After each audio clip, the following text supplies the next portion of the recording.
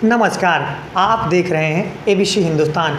इन दिनों चुनावी सरगर्मियां भारत में काफ़ी तेज हो गई हैं, जहां हरियाणा में विधानसभा चुनाव के वोट डाले जाने हैं और वहीं दिल्ली में चुनाव की तैयारियां लगभग शुरू हो गई हैं, जहां भारतीय जनता पार्टी एक फ्रंट फुट पर आकर चुनाव लड़ने वाली पार्टी है, लेकिन लगातार अरविंद केजरीवाल के सामने ढेर हो जाती है। दिल्ली में अगर देखा जाए तो अरविंद केजरीवाल का जलवा हमेशा बना रहता है।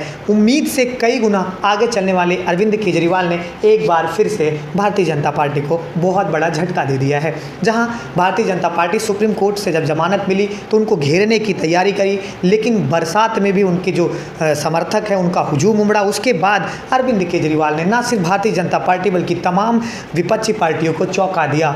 उन्होंने पूरी तरीके से एक मास्टर प्लान बनाया और उन्होंने ये कहा कि अब जब तक मैं दोबारा जैसे राम अयोध्या से लौटे थे तो उन्हें एक अग्नि परीक्षा देनी पड़ी थी, तो मैं अपनी जनता के सामने, अपने लोगों के सामने एक अग्नि परीक्षा देने को तैयार हूँ और मैं अब तभी मुख्यमंत्री बनूंगा जब जनता मुझे अपना आशीर्वाद देगी। तो कहीं ना कहीं ये जो एक स्मार्ट प्लान है, जो एक मास्टर स्ट्रोक है अरविंद केजरीवाल का, ये भारतीय जनता पार्टी पर काफ़ी भारी दिखाई पड़ रहा है। वहीं भारतीय जनता पार्टी ने चुनाव की तैयारियां शुरू करने का जैसे ही सोचा कि एक बहुत बड़ा मास्टर प्लान आया उनके सामने, फिर अरविंद केजरीवाल ने जेल में जो उनके साथ हुआ उसका भी वर्णन किया और उन्होंने जो वहाँ पर दिल्ली वासी हैं उनको पूरी तरीके से मोहित करने का एक नया मास्टर प्लान बनाया। उन्होंने भगत सिंह का जिक्र किया, उन्होंने भगवान राम का जिक्र किया, उन्होंने तमाम ऐसे लोगों का जिक्र किया जो संघर्षशील रहे हों और ख़ुद को उन्होंने ये बताया कि लगातार जो उन्होंने हिंदू के लिए भी कुछ बातें ऐसी रखी कि पूजा करने के लिए घर पे होना होता है, लेकिन यहाँ से भी उन्होंने मुझे नहीं मौका दिया। तो ये सारी चीज़ें जो हैं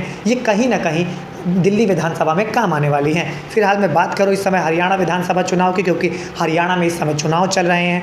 भारतीय जनता पार्टी की सरकार है, लेकिन कई क्षेत्रों में, कई जगह जैसे होता है ना कि सत्ता परिवर्तन चाहता है और जनता भी बदलाव चाहती है। तो जो अभी तक का सर्वेक्षण रहा है जहाँ तक, वो कहीं ना कहीं भारतीय जनता पार्टी के पक्ष में नहीं दिखाई पड़ रहा है।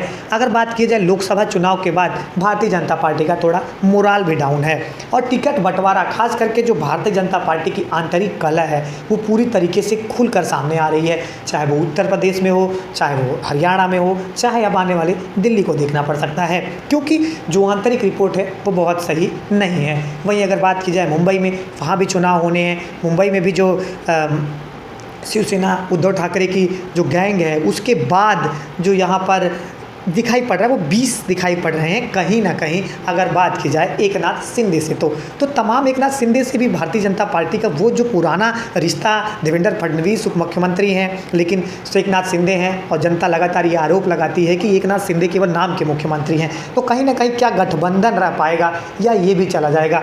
मैं स्वयं मुंबई में गया था, मुंबई मेरा जो दौरा था मैंने करीब वहाँ 1 से 1.5 महीने बिताए, तो साफ ये नज़र आ रहा था कि ये चीज़ें अब मुंबई में भी बदलने वाली हैं। अगर दूसरी तरफ देखा जाए हरियाणा विधानसभा में, तो हरियाणा में इस बार जो बहुजन समाजवादी पार्टी और इंडियन नेशनल लोकदल का गठबंधन है वो भी कहीं ना कहीं 10 से 5 सीटें लाता हुआ दिखाई पड़ रहा है। तो हरियाणा में किसकी बनेगी सरकार, सबसे बड़ी बात यह है। हमें आपके बीच जनता से जुड़े पल पल के अपडेट लेकर आता रहूँगा। तब तक आप मेरे चैनल एबीसी हिंदुस्तान को सब्सक्राइब कीजिए, शेयर कीजिए और बेल आइकन को प्रेस कीजिए। नमस्कार।